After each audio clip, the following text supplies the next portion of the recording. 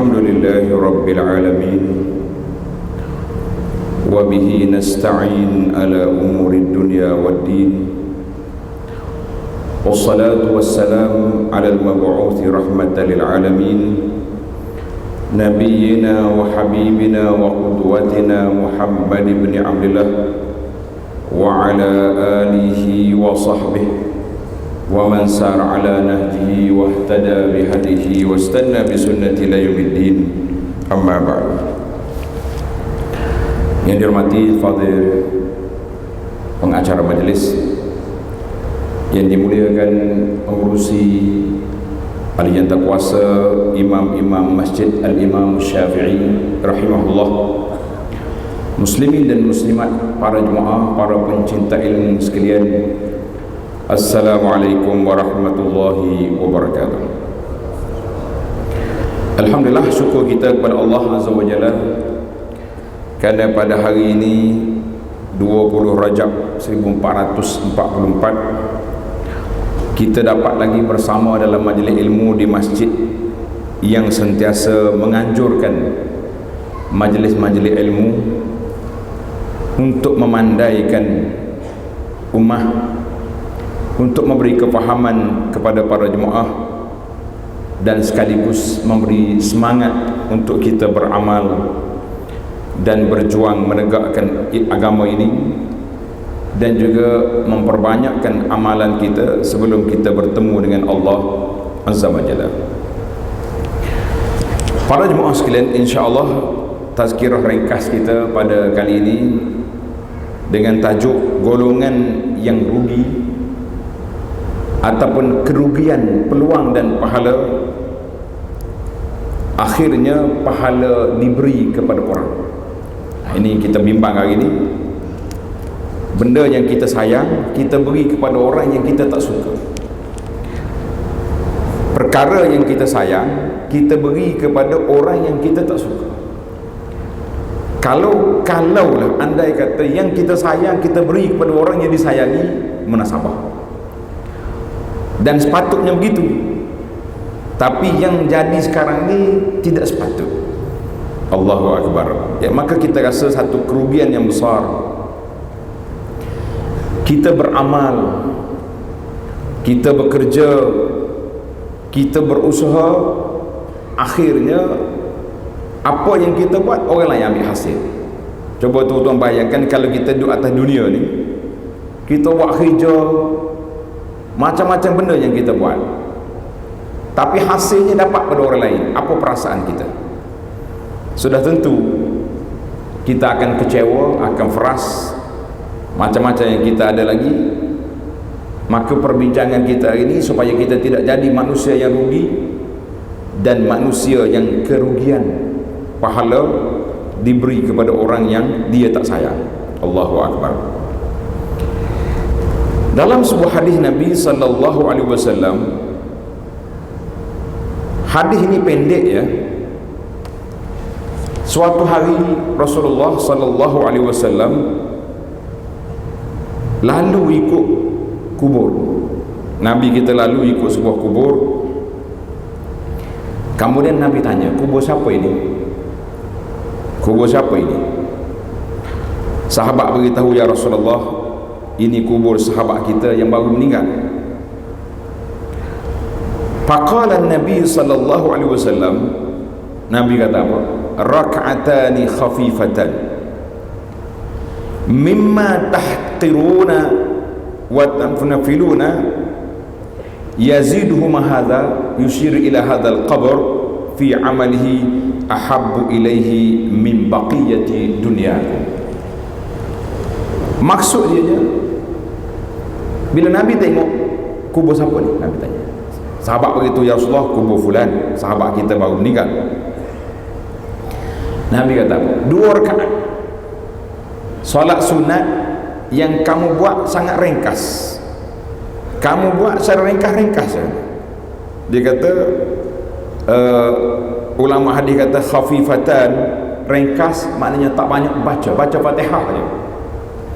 Kalau baca surah pun, wal asri inna a'tainakal kautsar contohnya, ataupun qul huwallahu ahad. Zikir-zikir pun tak banyak. Kamu rasa tak banyak mana pun pahala, sebab cara kita buat tu nampak tak bersungguh sangat. Itu Nabi buat analogi. Namun begitu, tengok kata Nabi SAW, 2 rakaat solat sunat ini, 2 rakaat solat sunat yang ringkas ini, ahabbu ilaihi, Nabi tunjuk pada tuan kubur, dia kata lebih disayangi, lebih disukai oleh penduduk kubur ini, min baqiyati dunyakum, daripada dunia yang kamu miliki sekarang. Allahu Akbar. Apa yang kita faham di sini para jemaah? Penyesalan itu datang apabila peluang sudah hilang. Penyesalan datang bila ba'da fawatil awan. Apabila peluang itu datang, dia hilang, kita pun menyesal. Sekarang ni kita duduk di atas dunia, banyak berapa rakaat yang kita mampu lakukan solat sunat setiap hari? Berapa rakaat? Dulu saya mari kita kempen 12 rakaat yang rawatib, yang muakkad. Ingat tak? Masih ingat lagi? Kata bukan sakat ingat ustaz, orang masjid masjid ini dah amalkan. Kita kata hani'an lakum, tahniah kepada tuan-tuan dan puan-puan. Tapi ada tak tambahan-tambahan yang kita buat lagi, sehingga Nabi kita tunjuk pada ahli kubur, dia kata 2 rakaat, 2 rakaat yang kamu solat sunat cara ringkas itu lebih disayangi oleh ahli kubur ini daripada baqiyati dunyakum, daripada kehidupan dunia yang senang yang kamu ada sekarang. Maknanya tuan-tuan dan puan-puan, setiap kebaikan yang kita ada peluang, di mana ruang yang diberi oleh Allah Azza wa Jalla, jangan lepaskan peluang. Contohnya, Allah Ta'ala beri kepada kita rezeki panjang umur. Orang yang panjang umur, sudah pencet dah kita kerja, tak ada lagi kerja resmi, tak berlari ke pejabat waktu-waktu pagi, nak hantar anak sekolah pun tak ada anak dah, tinggal cucu dah. Contohnya, di sinilah kita kena mengatur jadual. Dia panggil jadual amal yaumi, jadual amalan harian kita. Bermula dari mana? Bermula daripada kita bangun awal sebelum subuh, bangun tahajud dulu. Paling tidak pun kita kata setengah jam sebelum solat subuh, sempatlah tu tahajud pun sempat. Dia kata saya ustaz dah puas dah, tidur lama sangat. Tak apa, bangun pukul 5 pagi. Ataupun kalau kita mengikut dalam peraturan sunnah Nabi SAW, Nabi kita dia tak suka tidur sebelum isyak, dan dia tak suka berbual-bual selepas isyak. Maksudnya dia nak kita, dia bimbang kalau kita tidur belum isyak, nanti kita solat isyak mungkin mutakhir tengah malam, tak solat jemaah dah kita. Ini bagi orang bekerja di kebun. Contohnya orang Madinah yang kerja di kebun tu, dia penat dia. Bila dia penat, dia mari ke masjid Nabi SAW dalam keadaan penat. Jadi ada yang balik lepas maghrib tidur, yang menyebabkan mereka tak sedar untuk isyak berjamaah. Maka pada ketika itulah kita mengatakan, Nabi kita kata sabar, jangan tidur sebelum isyak, jangan tidur sebelum isyak. Sebab apa? Sebab kita bimbang kalau tidur belum isyak, jadi terlepas dia punya solat apa? Solat isyak berjamaah. Dan baginda Nabi SAW tak mahu pula kita tidur, kita bercakap-cakap lepas isyak, sebab dia takut kita tidur lambat. Bila tidur lambat, tidur lewat, bermakna kita juga akan bangun lambat. Jadi alhamdulillah, hadis ini akhrajahu Ibnu Mubarak dalam kitab Az-Zuhdu, Ibnu Abi Syaibah, kata di para ulama sanad dia sahih, alhamdulillah. Maka saya bawa kepada para jemaah hadis ini untuk menyatakan tentang peluang yang kita ada hari ini. Jangan cuba-cuba ambil ringan, ambil mudah, ambil orang panggil tidak menjadualkan perjalanan hidup kita ni sebagaimana yang sepatutnya. Jadi kita buat belum subuh bangun awal. Selepas solat subuh berjamaah, kita tunggu adanya zikir lepas subuh. Kalau ada kuliah subuh, kita dengar. Kalau tak ada orang kuliah, kita baca zikir pagi, baca Quran sampai naik matahari. Selepas naik matahari, tengok dalam jadual takwim tu, dia tulis syuruk. Pejabat mufti wilayah dulu telah keluar, dia kata bila syuruk kita kena tambah lagi 15 ataupun 12 minit baru kita boleh solat. Besar pahala itu solat itu. Dalam hadis Tirmizi mengatakan bahawa siapa dia solat subuh berjamaah, kemudian dia tunggu sehingga naik matahari, melepasi waktu larangan, kemudian dia solat 2 rakaat, pahalanya apa? Pahalanya seperti haji dan umrah yang sempurna, yang sempurna. Besar pahala. Jadi kemudian tuan ambillah perjalanan itu. Ana tengok sebuah buku yang saya usahakan terjemahan, tajuk dia Sehari dalam Kehidupan Nabi sallallahu alaihi wasallam. Menarik buku ni, tuan-tuan cari, tengok apa agenda yang dibuat oleh Nabi sallallahu alaihi wasallam, kita cuba buat. Dengan solat duha, kemudian kita pergi cari, kalau ada kerja lagi pergi selesaikan kerja, ataupun ada kawan-kawan yang sakit kita pergi ziarah, kalau ada orang mati kita solat jenazah, ataupun apa saja, orang tak sakit, orang hidup pun kita pergi ziarah untuk menyambung balik silaturahim, ataupun menyambung balik al-ukhuwah yang cantik itu. Jadi banyak peluang. Itu untuk penambahan kerugian kalau kita tidak ambil peluang yang sangat baik ini. Baik para jemaah sekalian, satu lagi, kita jangan rugikan pahala yang telah kita ambil. Jangan dirugikan pahala yang telah ada pada kita.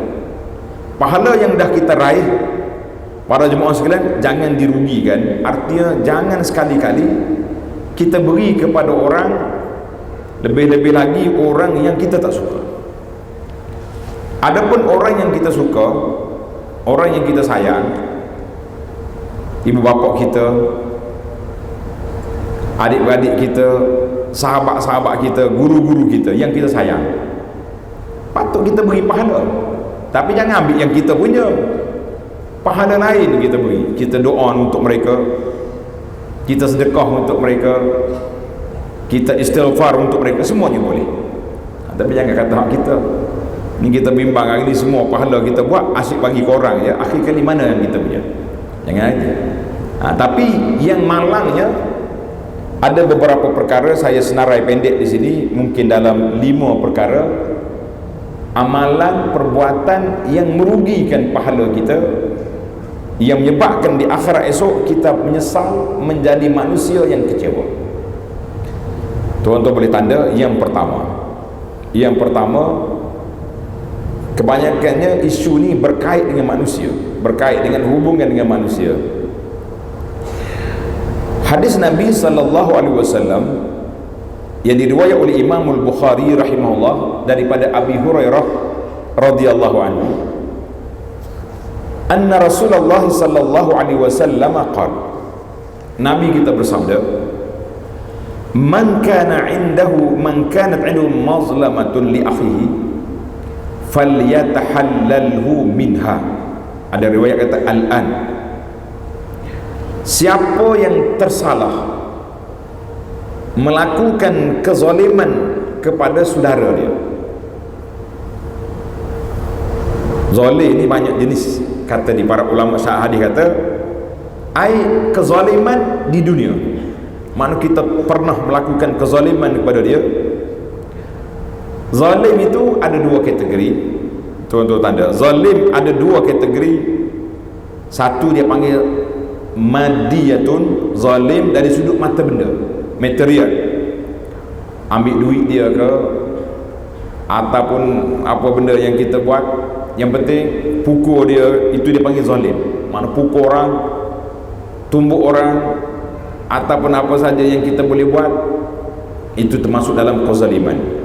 Ataupun waktu kita kerja pejabat dulu, pernah kita tahan orang yang kita tak suka daripada naik pangkat, ataupun kita hantar dia pergi ke pendalaman kampung-kampung sehingga terpisah dia daripada keluarga dia di bandar.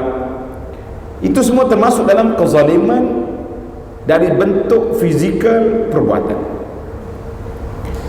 Waqad takunu ma'nawiyah, ada kalanya kezaliman secara maknawi, dia panggil secara perbuatan tapi tidak secara fizikal, seperti mengumpat ataupun memfitnah orang.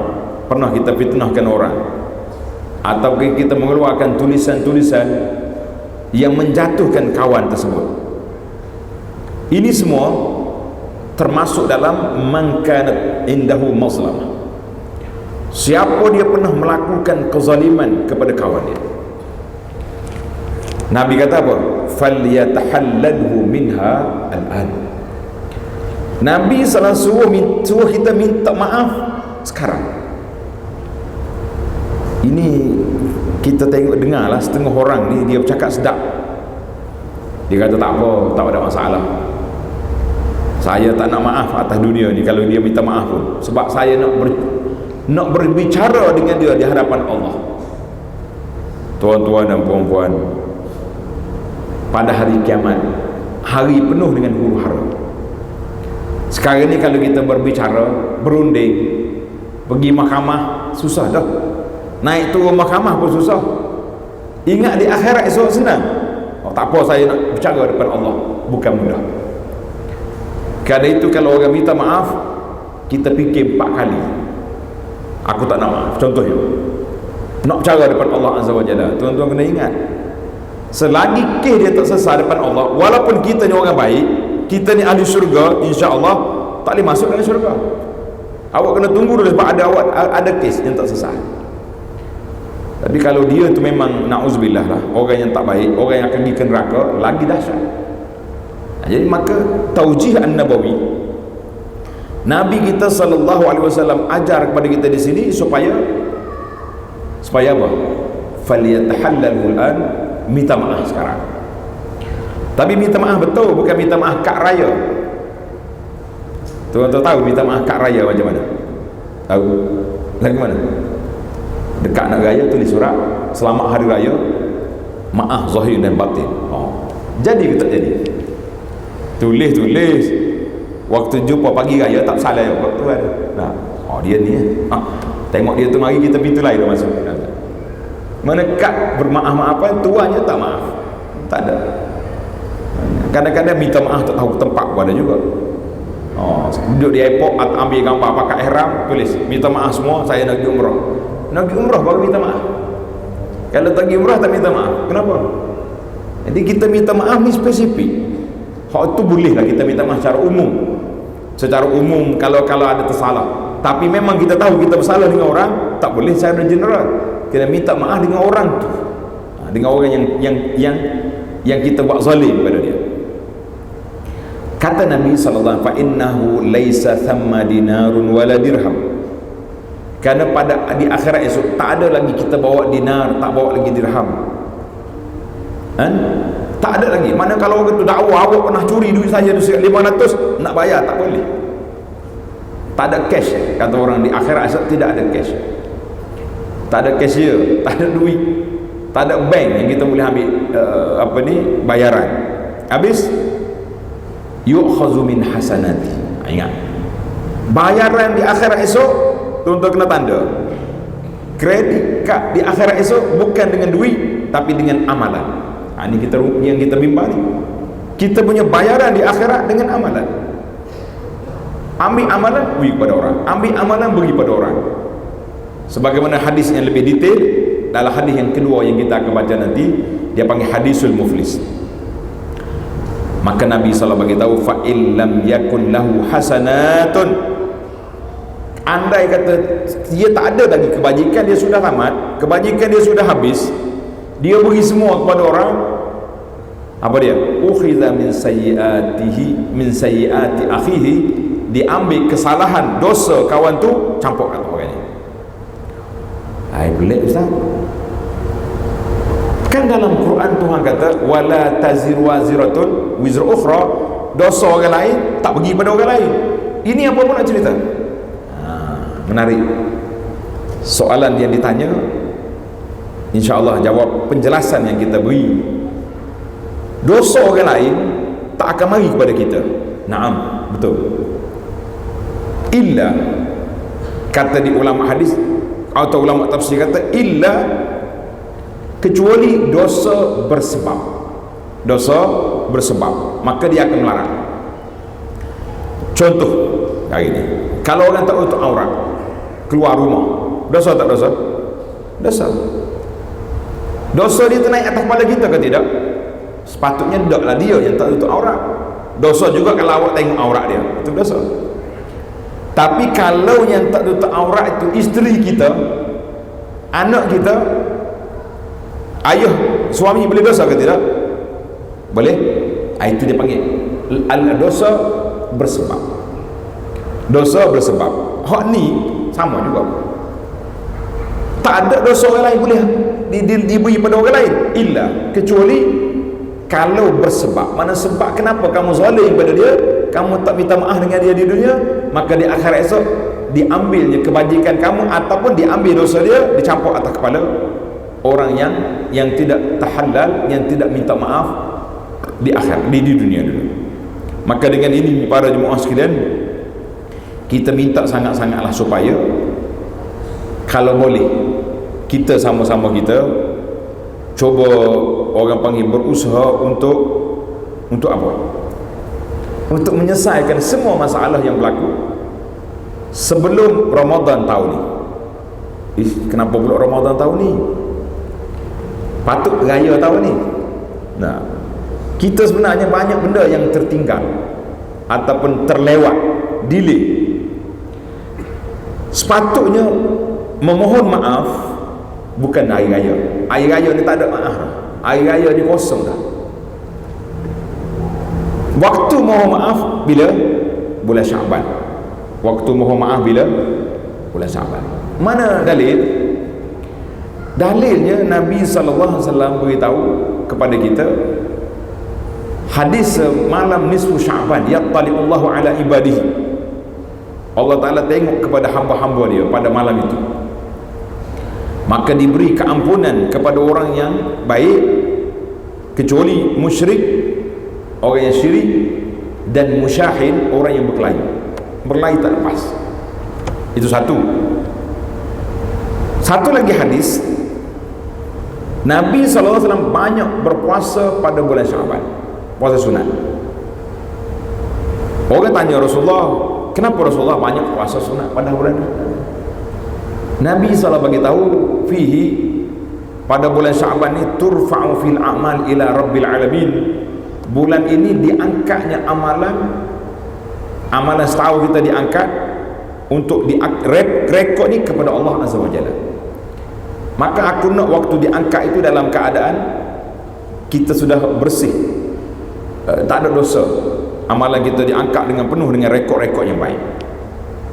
Maka di sini para ulama ketika membincangkan hadis Syaban, Nabi kita puasa banyak di bulan Syaban, dan Nabi juga sebut Allah Ta'ala tidak maafkan kepada orang yang berkelahi walaupun dia baca Yasin 3 kali malam nisfu Syaban, tak lepas. Sebab apa? Nabi kata illa, kecuali musyrik wa musyahid, orang kafir dan orang berkelahi. Maka kita kena bermaaf-maafan bila? Sebelum Ramadan. Dia kata tak ada orang hantar kad raya bila Ramadan, Ustaz. Tak payah hantar kad raya lah. Kita tahu 5 orang ni memang kita ada kes dengan dia, ada masalah dengan dia daripada muda lagi duduk kelahi. Kita WhatsApp secara peribadi, Assalamualaikum, selamat menyambut Ramadan, kita dua ni ada masalah daripada dulu lagi. Sebut yang masalah tu, masalah duit ke, masalah apa, masalah sebut, jangan tak sebut. Malu Ustaz nak sebut. Subhanallah, tuan-tuan kena ingat, malu atas dunia. Di saat kita ada peluang untuk bermaaf-maafan, tidak berat malu kita di hadapan Allah Azza wa Jalla ketika diambilnya amalan orang dicampur atas kepala kita. Na'udzubillah. Maka itu dia panggil tempoh al-musalahah, tempoh perdamaian tunduk di Syaban. Jadi insya-Allah kita tukar format sikit. Syaban bila mari selama air raya tak payah ucap-ucap minta maaf lagi. Selama air raya, taqabbalallahu minna wa minkum salihal amal. Mudah-mudahan Allah Taala kabul amalan kita sepanjang Ramadan. Patut gitu. Ingat ke tidak doa-doa salafus salih? Yahya bin Abi Kathir, di antara doa dia bila dekat Ramadan, di antara doa dia minta 3. Ingat? Kalau tak ingat, cuba kata, saya ajar. Kata, Allahumma sallimni li Ramadan wa sallim Ramadan li wa tasallamhu minni mutaqabbala. Hasil lu itu tak bergah tu. Kalau Allah membarik lana fi Rajab wa Sya'ban, laju lalu. Jadi insya-Allah imam-imam kita ni cuba ambil doa ni, baca banyak hari sikit, makna boleh kot. Sebab bila kita selalu dengar, kita akan hafal insya-Allah. Tapi kalau dengar saja tak berarti, tak jadi juga. Jadi kata Allahumma sallimni li Ramadan, ya Allah sampaikan kami ke Ramadan. Itu permohonan yang pertama kita. Nak sampai Ramadan. Tapi tak nak sampai saja. Kalau sampai saja, ramai orang sampai Ramadan, masjid tak mari juga, tak ada Quran, tak khatam juga. Kita nak wasallim Ramadan li, dan uruskanlah Ramadan itu sebaik mungkin, sebanyak mungkin untuk kita buat ibadah. 2. Permohonan yang ketiga, wa tasallamhu minni mutaqabbala, ya Allah terimalah semua amal baik yang aku buat sepanjang bulan Ramadan ini dikabulkan oleh Allah Azza wa Jalla. Kerana itu di antara syiar golongan salafus salih, bila ba'da Ramadan, selepas berlalu Ramadan, di antara syiar dia, di antara doa dia, taqabbalallahu minna wa minkum salihal amal. Mudah-mudahan Allah Taala kabulkan amalan saya dan amalan kamu yang baik-baik sepanjang Ramadan ni, Allah Taala kabulkan. Jadi kita bermaaf-maafan belum hari raya, belum Ramadan. Selepas Ramadan kita doakan supaya Allah Taala kabulkan amalan kita, insya-Allah. Itu yang pertama. Hadis yang kedua dalam masalah kerugian yang besar ini, iaitulah isu yang sama tapi peluk cerita, peluk bahasa lain. Hadis ini Nabi kita sallallahu alaihi wasallam tanya, rawahu Muslim, hadis dari Muslim. Rasulullah sallallahu alaihi wasallam bertanya para sahabat, atadruna man al-muflis? Sahabat-sahabat, kamu tahu siapakah muflis? Ada riwayat kata ma, apakah itu muflis? Jadi jawab sahabat, al-muflisu fina man la dirham lahu wala mata'. Orang muflis di kalangan kami orang yang tak ada duit, tak ada harta benda. Itu muflis. Hutangnya banyak, duitnya tepat tak ada. Jadi muflis. Nabi SAW perbetulkan persepsi itu muflis dunia. Tak apalah. Makna kalau betul-betul dia iflas, betul-betul dia tak ada duit, dia memang terdesak, kita bantu, kita akan tolong, tak apa. Tapi yang Nabi naknya, Nabi SAW beritahu, innal muflisa min ummati. Dengar ni tuan-tuan, orang yang muflis yang aku nak cerita kepada kamu di sini bukan itu, tetapi man ya'ti yaumal qiyamati bisalatin, orang yang datang pada hari kiamat esok bawa pahala semaya, solat. Maknanya orang ni orang soleh, orang baik, solat. Wasiyam, pahala puasa dia bawa. Wa zakatin, dan pahala zakat. Maknanya dia ni orang baik, baik dengan Allah Azza wa Jalla. Tulis, orang ni orang yang baik dengan Allah Azza wa Jalla. Tapi dia gagal dengan manusia. Wa ya'ti qad syatama hadha, dia datang akhirat esok, dia terbawa dosa, maki orang ni. Wa qazafa hadha, tuduh orang ni, qazah ni tuduh zina. Tuduh zina ke tuduh, yang penting tuduh perbuatan yang hilang maruah. Wa akala malah hadha, ambil harta orang ni, menumpah ke darah orang ni, pukul orang ni.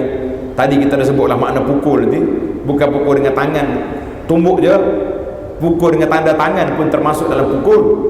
Dia panggil, dia tak pukul dengan tangan, tapi dia pukul dengan tanda tangan. Kita tanda tangan, buat tuduhan kepada orang ataupun tahan dia punya kenaikan pangkat ataupun allowance atau gaji, ini semua termasuk dalam pukul. Maka Nabi SAW beritahu, bila di akhirat esok, orang yang dia khianat tadi semuanya beratur dakwa dia kepada Allah Azza wa Jalla. Bila orang ni mari dakwa, ya Rabbi, dia ni pukul saya, fayu'ta hadza min hasanati, Allah kata kepada malaikat, mu ambil kebajikan dia, beri kau orang ni. Mari orang lain pula kebajikan lagi, mari habis pahala solat, pergi pahala puasa, habis pahala puasa, pergi pahala sedekah, habis semua dia punya pahala. Fa in faniyat hasanat, hasanat dia sudah hilang, pahala dah tak ada, tapi kes belum selesai. Apa yang nak jadi? Ukhidha min khatayahum faturihat alaihi thumma turiha finnar. Maka Nabi SAW beritahu, malaikat akan ambil dosa orang tu, sebanyak mana dosa dia sesuai dengan tuduhan tadi, dicapuk atas kepala kawan ni, kemudian dilontar ke dalam neraka. Wal iyazu billah. Hazal hadis rawahu Muslim. Jadi para jemaah sekalian, ini di antara bahaya orang baik dengan Allah tapi gagal dengan manusia. Jadi kita kena hati-hati para jemaah sekalian, kita kena baik dengan Allah dan baik juga dengan manusia. Kalau tidak, tak selesai masalah. Oi, saya orang warak ustaz, duduk masjid. Duduk masjid tapi tangan tak lepas. Habis guru WhatsApp dia masuk. Sambil-sambil dengan kuliah. Nah, habis guru WhatsApp dia masuk. Cerita yang ni, cerita ni. Apa benda yang dia dapat semua dia share. Kita kata, tuan-tuan dan puan-puan, ingat, perbuatan kita tidak menyelamatkan, tidak membersihkan jiwa kita. Kalaulah kita melakukan perkara yang tidak baik, walaupun kita duduk dalam masjid, walaupun kita duduk dalam lingkungan ahli ibadat. Allahu Akbar. Maka ini cukup berbahaya para jemaah sekalian, supaya kita tidak menyesal di akhirat esok. Maka kita kena ambil, sentiasalah minta maaf daripada orang-orang yang kita melakukan kesalahan. Cuma ada satu kes yang agak berat. Ulama berbahas tentang dosa mengumpat dalam kitab tasawuf. Contohnya kitab bimbingan mukmin. Kalau tentu ada kitab bimbingan mukmin ataupun kitab besar dia Ihya Ulumuddin, dia bahas tentang dosa mengumpat. Adakah kita kena diminta maaf satu-satu jumpa dengan orang yang kita mengumpat? Kita kena bagi tahu dia, aku pernah kata gini, ataupun memadai dengan kita pergi minta maaf secara umum, kemudian kita cover balik kesalahan kita. Jadi ada dua pandangan di sini. Ada yang mengatakan di mana kita buat kesalahan. Contohnya kita mengumpat orang ni di alam maya ataupun dalam grup WhatsApp. Hari ni kita mengumpat, esok kita menyesal. Bila kita menyesal, kita kena hantar balik di tempat yang sama ataupun di kedai kopi mana yang kita sembang. Kita cela orang tu, kita kena puji di tempat yang sama. Mana kalau dalam di alam maya sekali ni, hari ni kita kutuk dia, esok kita puji. Oh, Masya Allah, fulan yang saya sangka tak baik tu, oh rupanya sebaliknya, orang yang baik, orang yang wara', orang yang ikhlas dan macam-macam lagi, supaya tercover balik dengan dosa-dosa yang lepas. Baik, nampak masa laju, kita pun pelaju sikit. Isu yang ketiga, isu orang yang berhutang dengan orang tak nak bayar. Ini isu agak orang panggil berat juga ni. Manusia ni bila nak berhutang, pandai je dia mari cari kita dah. Allah, kata orang, lembut gigi dari lidah. Lembut gigi dari lidah. Cakap dah, Allah, bahasa baik, lembek tekuk yang kata orang mari. Tapi kalau sudah dapat, lari dia pula. Nombor telefon kita punya kena blok. Kita bukan nak minta duit dia, kita nak minta duit kita. Hutang yang dia bawa tu, kita nak minta yang tu. Itu pun kita kena blok balik. Jadi hati-hati tuan-tuan. Kata daripada Ibnu Umar radhiyallahu anhuma, sabda Nabi sallallahu alaihi wasallam, ad-dainu dainani. Kena baca bagi atas, yang baca din. Kalau din makna agama. Ad-dainu dainani. Hutang tu ada dua kategori. Hutang ada dua kategori. Faman mata wa huwa yanwi qada. Siapa dia berhutang kerana memang dia perlu. Anak dia sakit, ibu dia sakit, makanan tak ada, dia berhutang kerana apa? Kerana berhajat. Dan waktu dia berhutang, yanwi qada'ahu, memang dia niat aku nak bayar. Aku nak bayar.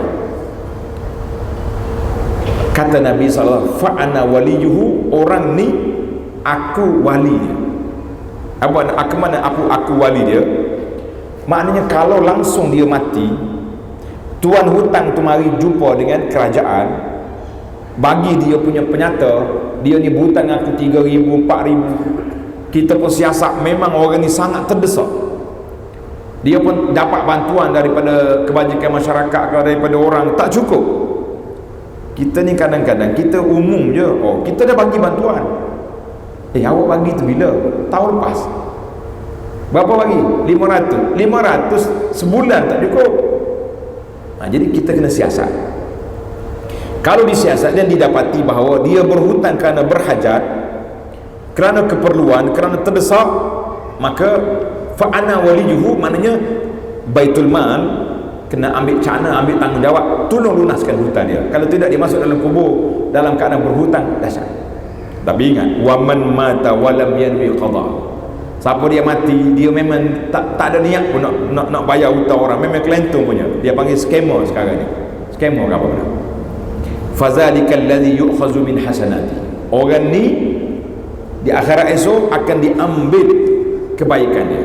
Jadi tua hutang tu mari, ya Rabbi, si dia ni pula berhutang dengan saya atas dunia tak bayar, maka akan diambil pahala hak dia ada, kalau ada pahala diberi kepada orang yang dia berhutang, kalau ada pahala. Kalau tak ada pahala, diambilnya dosa kau ni campak atas kepala. Lebih kurang dengan hadis yang di atas tadi. Hadis ini sahih dalam Sahih Al-Jami', diriwayatkan Tabarani dengan sanad yang sahih. Jadi para jemaah sekalian, hari ni orang berhutang. Sebab itulah saya lah, secara peribadi, anak tak suka sangat kita menggalakkan orang berhutang. Lebih-lebih lagi hutang yang tidak memberi keperluan terdesak pada dia.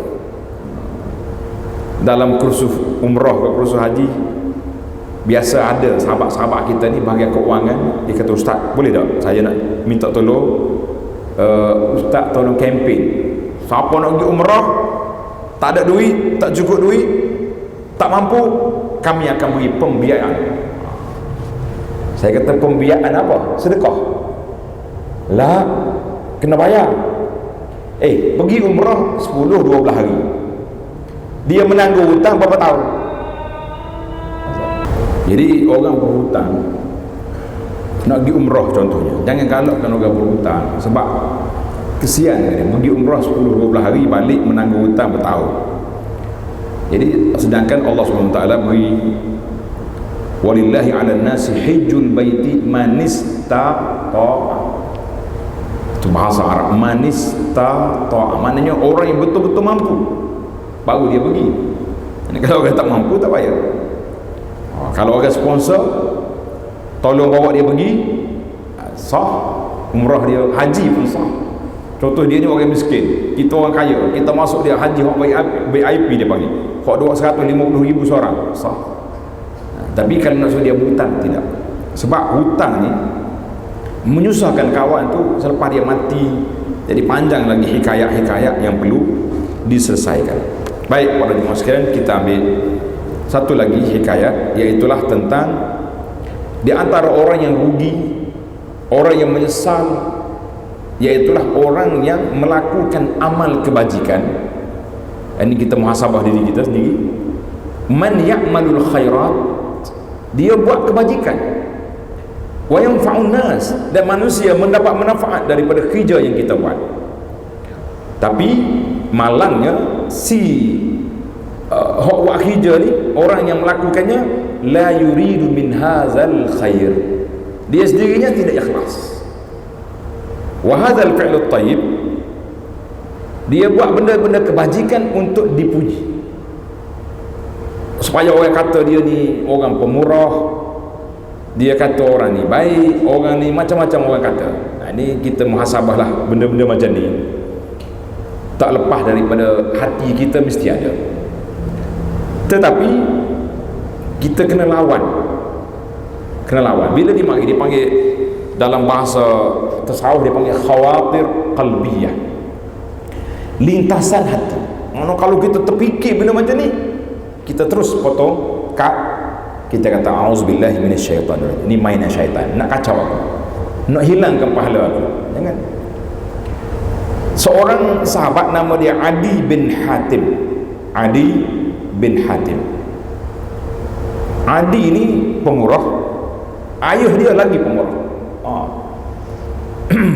Masyhur ni, anak-anak ni pemurah, tapi ayah dia kata di sa'altu Rasulullah sallallahu alaihi wasallam, aku pernah tanya Nabi sallallahu alaihi wasallam. Dia kata, ya Rasulullah, inna abi kana yasilur rahim. Ayah saya ni suka hubungi silaturahim. Wa yaf'alu. Dia buat benda baik, bantu orang macam-macam. Fahal lahu fi dhalika min ajrin?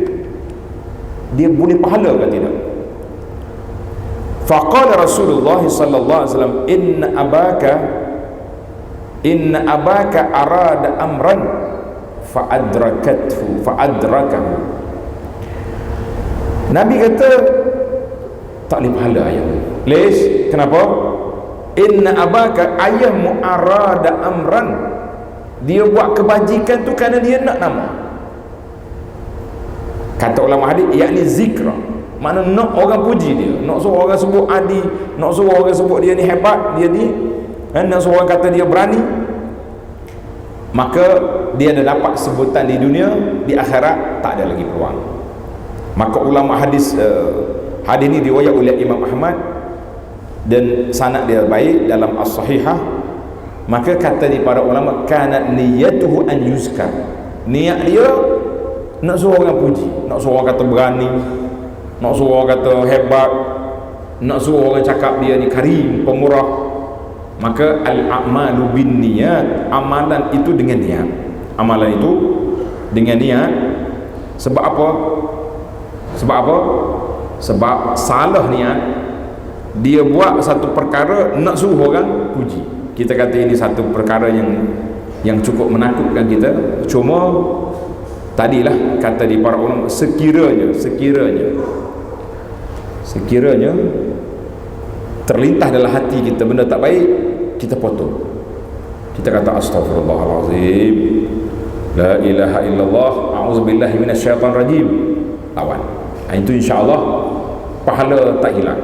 Sama juga kita tengah solat contohnya, Allahu akbar solat, tiba-tiba bunyi ada orang masuk masjid, terbetik dalam hati kita, berasa nak marah kalau tadi duk garu-garu juga, ni bunyi kemah pegang. Sebab nak suruh orang kata oh, hebat dia ni. Kalau datang khawatir, perasaan itu mari, faliyata'awaz billah, kita kena minta berlindung dengan Allah, sebab itu permainan syaitan nak merosakkan pahala kita. Jadi hati-hatilah para jemaah sekalian. Ini di antara kerugian pahala dengan sebab niat yang tak baik. Kemudian satu lagi di bawah tajuk yang sama, saya tak nak bagi nombor baru kerana takut panjang, iaitulah orang yang mengungkit pemberian. Ini bahaya. 25 tahun dulu kita pernah bantu seorang budak miskin di kampung kita, bantu, tolong, sehingga dia masuk universiti dengan sebab kita bantu. Akhir sekali bila budak tu kerja, dia lupa dengan kita. Yalah, terlupa dengan tok ayah yang bantu dia. Balik kampung kita jerekah dia. Bahasa budak sepak kertas, kita panggil.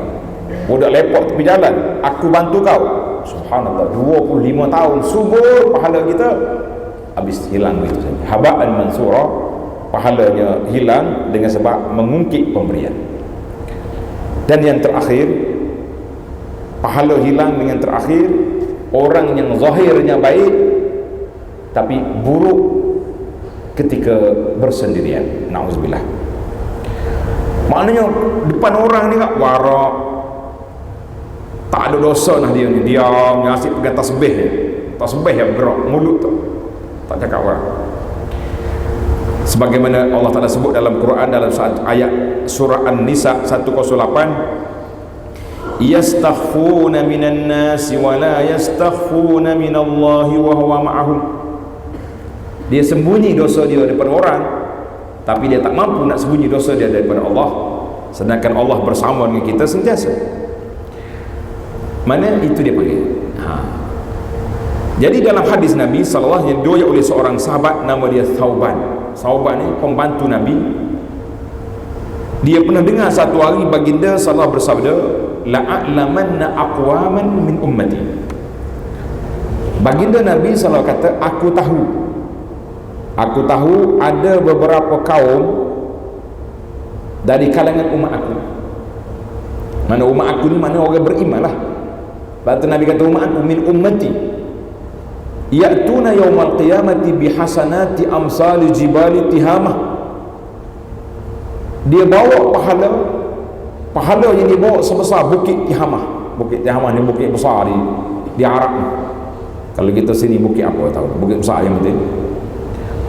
Apa jadi? Fayaj'aluha Allahu azza wa jalla haba'an mansura. Tetapi Allah jadikan pahala tadi di akhirat berterbangan seperti debu yang diterbang oleh angin.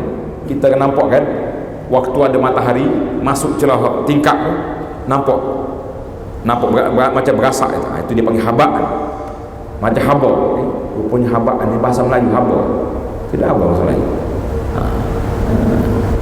Berterbangan, hilang pahala dia.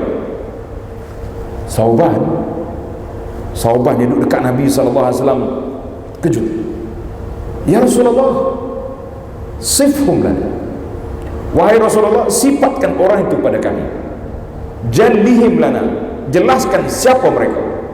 Ini Sauban ni maknanya dia takut kena kat dia. Dia kata alla nakuna ma'minhum wa nahnu la na'lam. Aku takut kita ni terjebak, terperangkap dengan mereka sedang kita tak tahu. Maka Nabi SAW bagi tahu, ama innahum ikhwanukum, mereka ni saudara-saudara kamu, orang Islam juga. Satu-satu sifat. Wa min jildatikum, daripada bangsa kamu, Arab juga. Kalau kita Melayu-Melayu. Tapi wa ya'khuzuna minal laili kama ta'khuzun, mereka beribadat pada waktu malam seperti kamu ibadat. Maknanya ahli ibadat. Walakinnahum aqwamun idza khalau bi maharimillahi tahaquha, tetapi mereka ini apabila mereka duduk diam-diam, tak ada orang tengok, senyap-senyap, mereka akan buat maksiat secara tersembunyi. Allahu akbar. Ini yang kita bimbang para jemaah sekalian. Dulu nak pergi buat maksiat payah, susah. Takkan apa haji nak pergi tempat apa ni, tempat pelacur ke, tempat apa-apa lorong-lorong yang saya tak nak sebut dah nama lorong kat sini, tak baik ya. Sekarang ni tak ada lorong, buka alat kita ni nak cari kuliah Abu Anas lah contohnya dah.